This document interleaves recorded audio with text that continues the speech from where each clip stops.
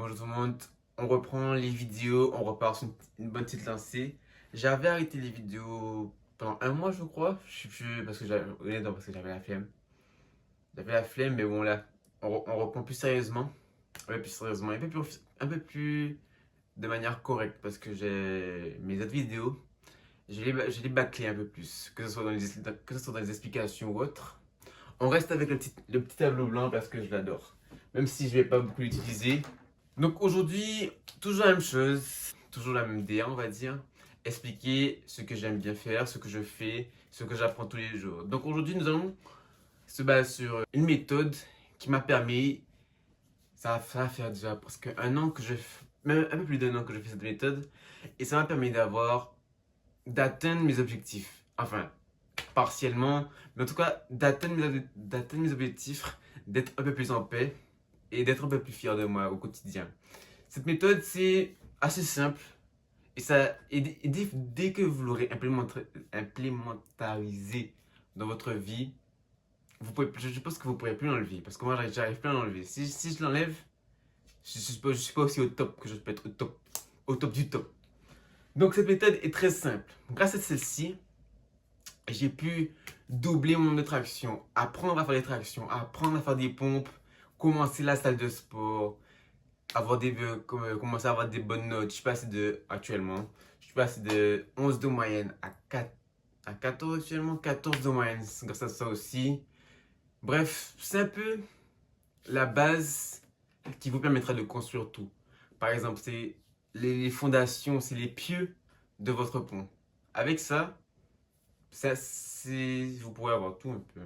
Mais c'est vrai que c'est assez chaud. Je ne suis pas encore expert, enfin, je ne maîtrise pas encore bien. Enfin, je ne fais pas assez les choses bien sur cette chose, je sais pas si vous voyez ce que je veux dire.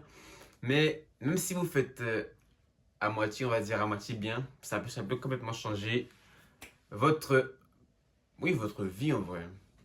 Si vous faites ça, et si vous faites l'autre truc que j'ai dit, bon, l'intro est trop longue, mais si vous faites ça, et si vous faites l'autre truc que j'ai dit la dernière fois, ça peut changer tout. Bref, commençons.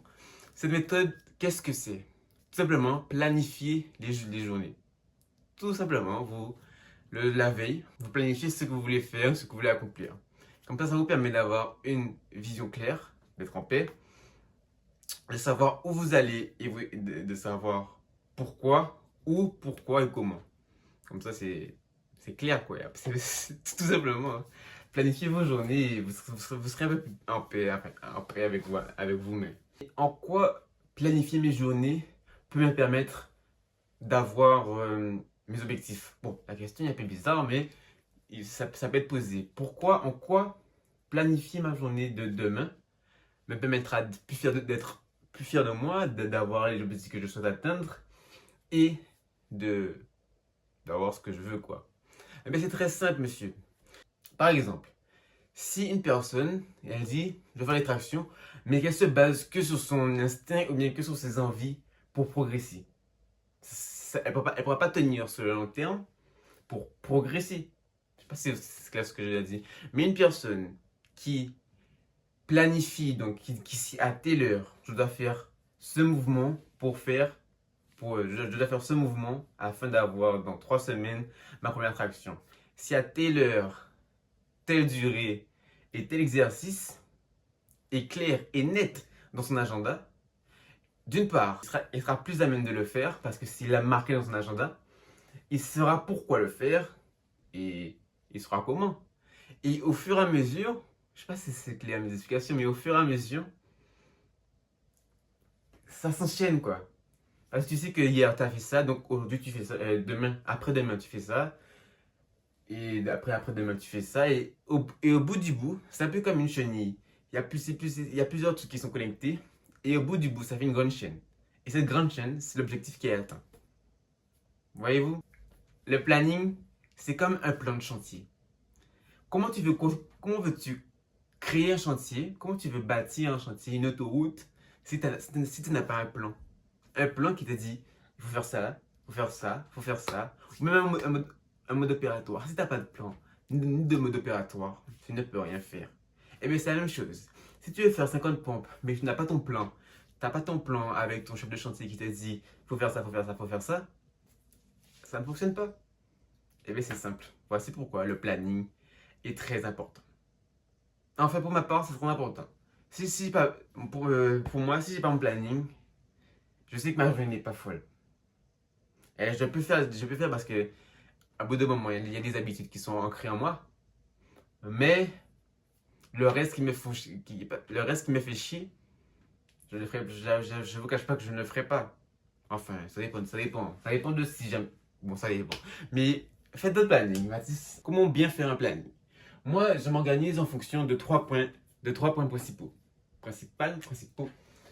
Premier point, P1, c'est de définir trois objectifs sur un trimestre, un mois, même une semaine. On s'en fout. On s'en fout de la durée. Tu définis trois objectifs en fonction d'une durée, hein. C'est très important. En fonction d'une durée. Par exemple, je veux à la fin de la semaine avoir fait fa, ou je veux être capable de faire ça. La durée est très importante. Donc, tu définis trois objectifs maximum. Parce que pour moi, quand il y a plus d'objectifs, quand j'ai plus de trois objectifs, c'est chiant. C'est chiant à tout faire et tu progresses pas beaucoup, je trouve, pour moi en tout cas. Mais si vous voulez avoir plus, vous pouvez le faire, mais je vous déconseille, hein. Après, il y a trois objectifs. Moi, je fais des domaines différents. Mais si vous voulez avoir trois objectifs, mais dans un seul domaine, mais avec des différences de degrés, il n'y a pas de souci, hein, je pense. Vous définissez trois objectifs et dans votre calendrier, vous pouvez faire papier, mais moi j'utilise une application qui s'appelle Calendar. Je vais mettre une petite photo. Elle est simple, facile et gratuite. Donc, autant moi je vous conseille d'utiliser une petite application téléphone, comme ça vous savez, vous pouvez sortir ça à n'importe quel moment et savoir qu'est-ce que vous devez faire après. Donc utilisez ça. Donc vous définissez trois objectifs sur une durée et dans votre planning quotidien, vous devez mettre des tâches, petites, des petites tâches ou des grandes tâches, tout dépend, qui vous permettront d'atteindre cet objectif dans la durée T. Par exemple, je vais atteindre les 10 tractions d'affilée en un mois. Eh bien, tous les jours, je mettrai une tâche X, faire 3 tractions. Une tâche X, faire 3 tractions à 9 heures jusqu'à 10 heures.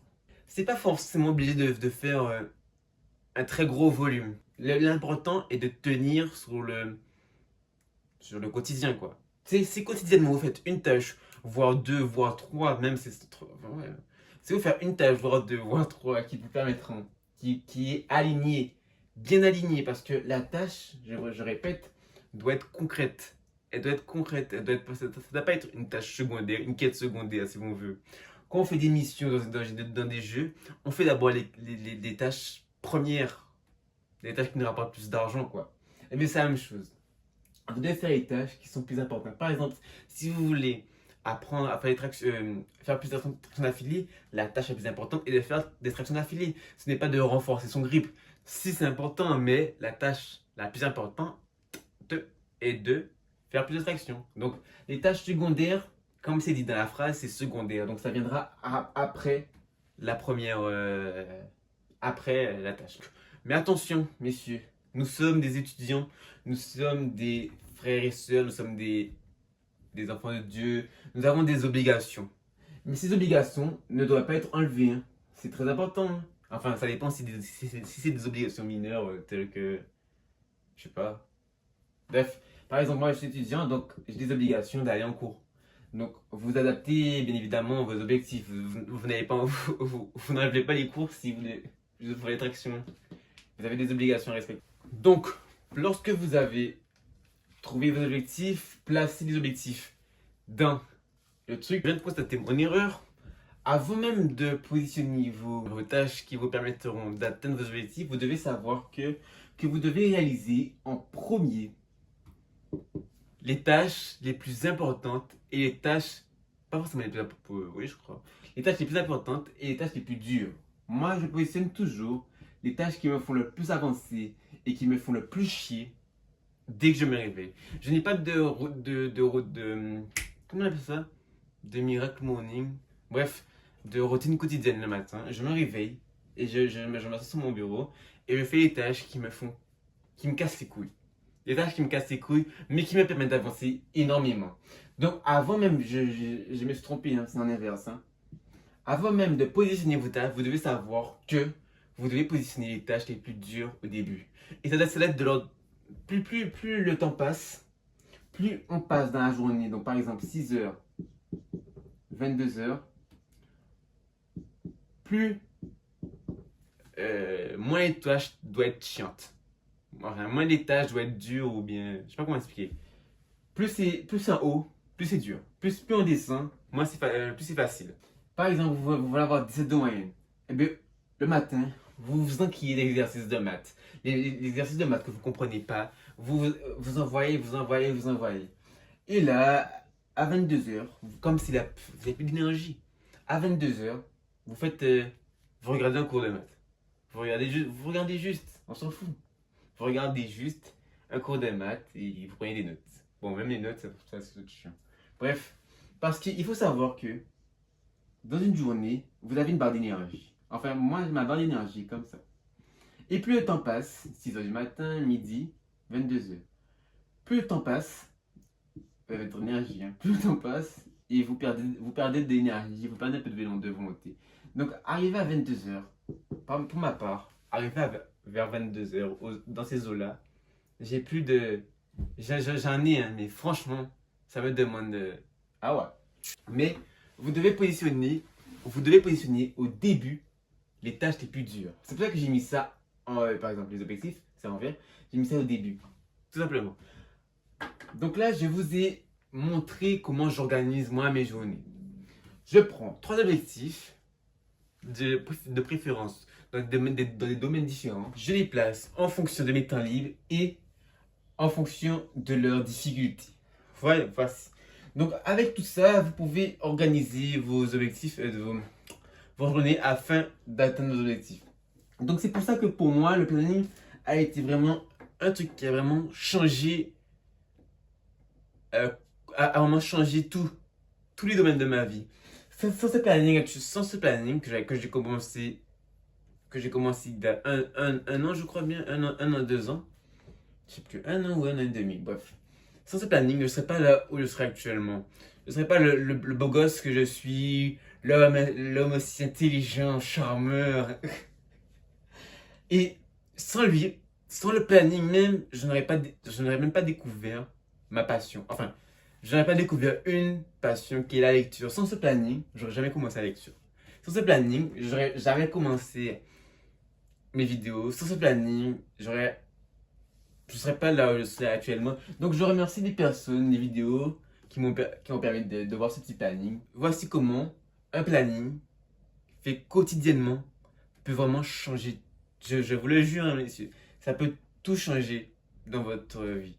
C'est pas forcément le plus important, si c'est le plus important. Voilà. Si vous planifiez votre vie tous les jours, hein, messieurs, à la veille, vous allez vous planifier. Qu'est-ce que je dois faire? Qu'est-ce que je dois faire? Qu'est-ce que je vais faire? Hein. Et il y a un truc que je... Donc là, on a fait le plus important. Là, je vais faire un exemple concret pour que vous compreniez. Parce que mes explications sont assez bien, je trouve, je pense. Et je peux peut-être améliorer. Mais avoir une explication, des exemples, c'est beaucoup mieux. Vous avez 3 objectifs. Plus musclé. Plus de muscles. Plus intelligent. Et plus d'argent. N'oubliez pas, ça c'est autre chose, c'est vrai que je n'ai pas dit. Vous avez une journée. Et cette journée dépend de votre énergie. Donc messieurs, mesdames, vous devez avoir 7 heures minimum, 7 heures, 8 heures de sommeil. Pour ma part, ma journée commence à 6 heures, je me réveille. Et elle termine à 22 heures où je me couche. Donc, et vous avez des obligations. Plaçons les obligations. On va dire que vous avez une obligation ici et vous avez une obligation là. Maintenant, comment faire pour placer les objectifs, placer les tâches qui vous permettront d'atteindre ces objectifs? Tout d'abord, vous placez au début de votre journée, comme je vous ai dit, la tâche la plus dure la plus importante et qui vous tient le plus à cœur. Par exemple, si vous voulez être plus musclé que d'avoir de l'argent, ce sera un peu plus important. Mais si être plus musclé, ça demande moins d'énergie que de faire de l'argent, vous mettez de l'argent avant. Par exemple, si les tâches les plus dures entre être plus intelligent, à faire plus d'argent et être musclé, c'est faire plus d'argent, je vous conseille de mettre, dès que vous vous réveillez, la tâche faire plus d'argent. Si c'est la plus dure, c'est la tâche la plus dure en premier. Et lorsque vous avez fait la tâche la plus dure, vous passez à la deuxième tâche qui est la plus dure mais la moins dure que la première. Je sais pas, si par exemple ça vous fait plus chier de faire en sorte de faire la tâche qui vous donne plus de muscles que de faire la tâche qui vous donne plus d'intelligence, vous mettez la tâche qui vous donne plus de muscles après vos obligations ou après, si vous n'avez pas d'obligation, c'est bien, c'est encore mieux. Après, et voilà, et c'est la tâche la plus simple de votre journée et d'être plus intelligent, vous mettez la tâche la plus intelligente ici. Et vous allez me dire, mais Mathis, c'est pas possible, comment je n'aurai pas assez de temps, même s'il y a mes obligations. Et, même s'il y a mes obligations, mais non. Vous n'avez pas le temps parce que, enfin moi aussi je disais ça, mais j'avais pas le temps parce que je lisais, pas je lisais, comment ça s'appelle, j'étais un peu trop sur mon téléphone. Et moi, moins de temps je passe sur mon téléphone, plus j'ai du temps pour faire mes affaires. Donc voilà, c'est assez facile. Dès que vous vous dites que vous n'avez pas assez de temps, regardez le temps d'écran de votre téléphone et vous verrez que vous aurez un peu de temps, un peu plus de temps. Donc c'est comme ça que j'ai fait pour avoir, je sais pas si, donc, voici mon explication.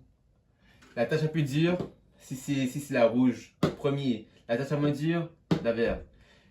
Et pour pouvoir faire tout ça, il faut limiter au maximum les distractions. Ou sinon faire des distractions un peu plus saines, comme la lecture ou autre. Mais même les distractions, même si c'est la lecture, mettez ça à la fin de la journée. À la fin de la journée pour vous détendre. Parce que nous ne sommes pas des robots, nous avons de l'énergie. Et on ne peut pas être 100% tous les jours.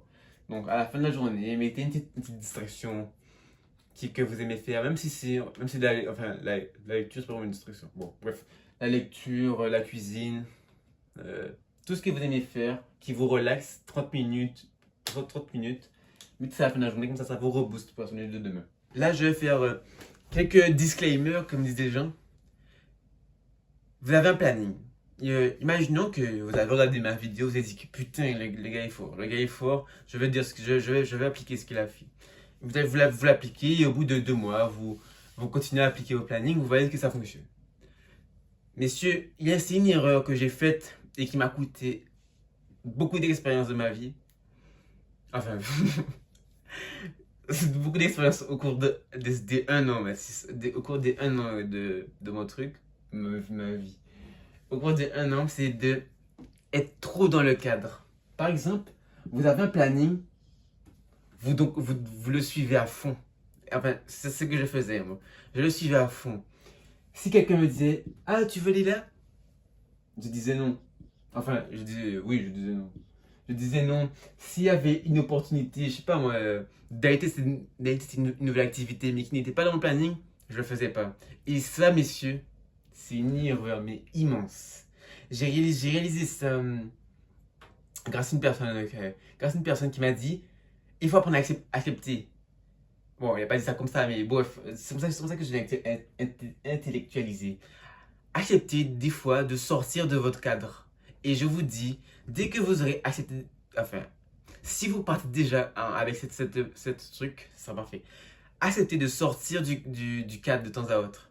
Parce que ça vous permet d'être encore plus heureux. Bon, pour moi, le bonheur n'existe pas, mais encore plus apaisé et encore plus enrichi d'expérience. Donc, messieurs, de temps à autre, n'hésitez pas de tester de nouvelles choses, même si c'est pas en fonction de vos 3 objectifs. Testez de nouvelles choses. Des fois, saisissez des opportunités qui s'offrent à vous. Par exemple, si quelqu'un vous dit, tu veux tester du trampoline, t'as jamais testé, teste. Ne fais pas parce que là, je suis en train de me parler à moi il y a longtemps. Ne fais pas, ne te restreins pas à ton planning, le cadre. Si quelqu'un te dit, Tiens, Mathis, tu veux tester une nouvelle activité? Tu dis oui. C'est s'il y a une personne à qui tu veux parler, même si t'as pas le temps, tu fais. Ne restez pas bloqué tout le temps. Des fois, de temps à autre, sortez du cadre. Et c'est ça le plus important. Franchement, même ça, même n'écoutez même pas ma vidéo. Sortez, sortez du cadre de temps à autre. C'est vraiment important, je trouve. Déjà, donc j'ai compris cela il y a en août, grâce à cette personne d'ailleurs. En août et depuis août à décembre, même actuellement, ma vie a complètement changé. Juste parce que j'acceptais de sortir du cadre tout en gardant mon planning. Et ça, ça change tout. Donc messieurs, voilà, je pense que j'ai tout dit.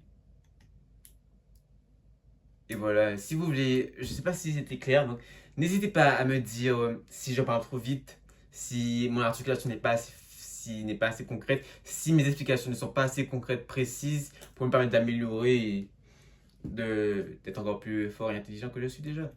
Et ouais. Bref, merci d'avoir écouté et abonnez-vous.